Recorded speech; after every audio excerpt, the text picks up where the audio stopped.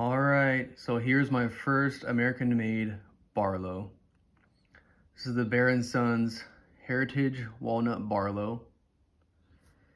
And I picked this up off actually Amazon for $32. I know they had it on sale at SMKW for $29.99, but it was out of stock and they wanted one. So picked it up off Amazon and yeah, shipped to my door. It was like $32. So not a bad price in my opinion for American-made traditional knife, and especially a Barlow. But I gotta say, I was not impressed with the fit and finish of this knife.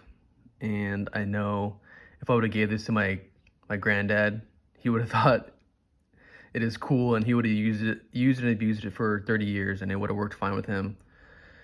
But as us knife collectors, and we love to have everything perfect and nitpick at everything, you know, because we're not going to use the same knife for 30 years. And well, that's just how we are. At least I think most of us are. We like to have a bunch of knives and have them almost perfect. But back to this knife. You got it says carbon 4th generation on the shield. And it is pretty flush with the wood. Oh, this is walnut, actually, walnut wood. And I like the grain. You can see the little different rings and layers of the wood, which I like. I think that's cool. The bolsters they're shined. It's a little greasy for my fingers, but they do come pretty polished. Let me try to polish this for you. Yeah, you can see it's a little more polished.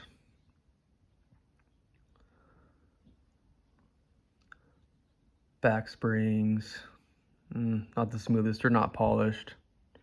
As you can see, you got some different, they're sticking out a little bit, or at least this one is. The back spring is, just a tiny bit.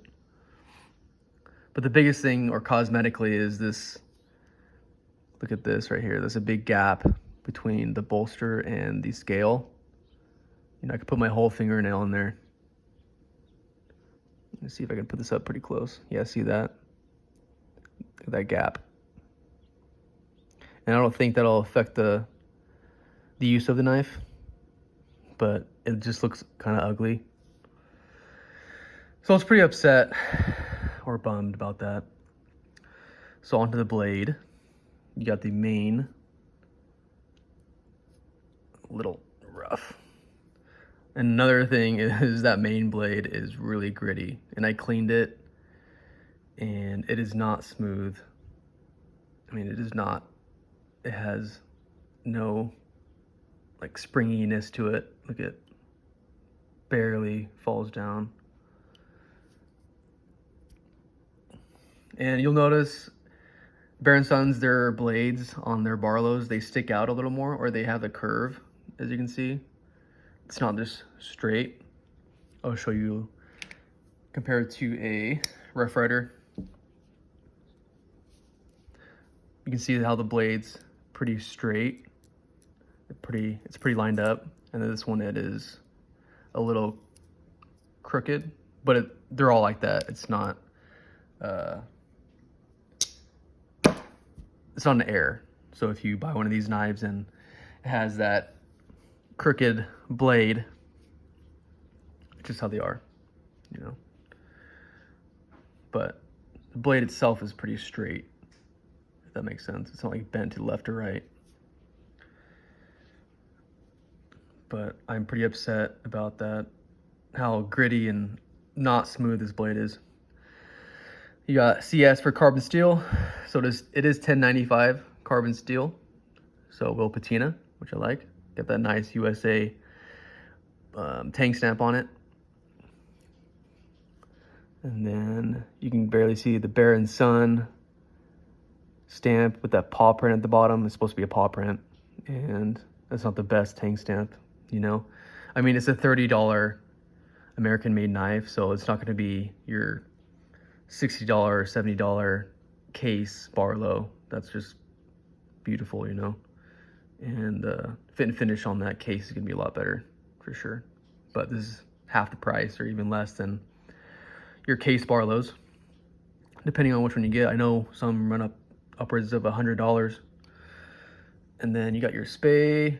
I keep saying spay, but it is your little pen blade. This one, it is a lot better. It's got snap, half stop, actually stops at the half point, and it is a lot smoother than the main blade. So at least one of the blades is smooth. CS for carbon steel, again, 1095 carbon steel.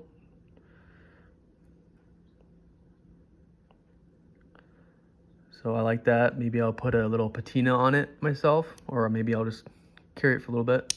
Yeah, got that snap.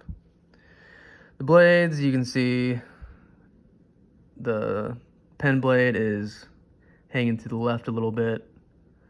The main blade is pretty center. So,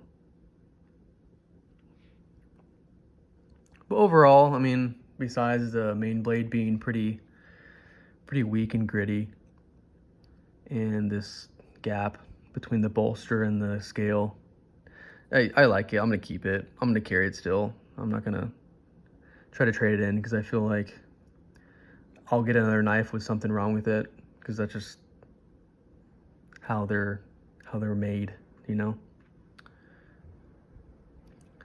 For some specs, this guy has a 2.75 inch clip point and a 2-inch pen blade. It weighs 2.6 ounces and is 3.5 inches closed.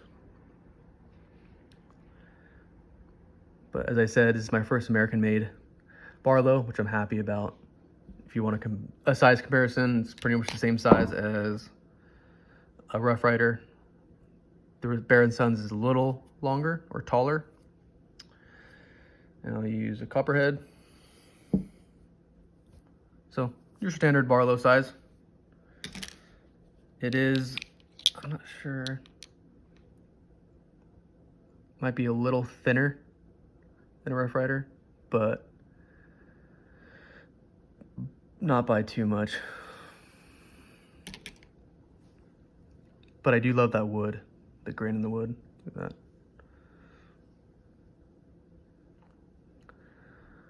Alrighty, thank you.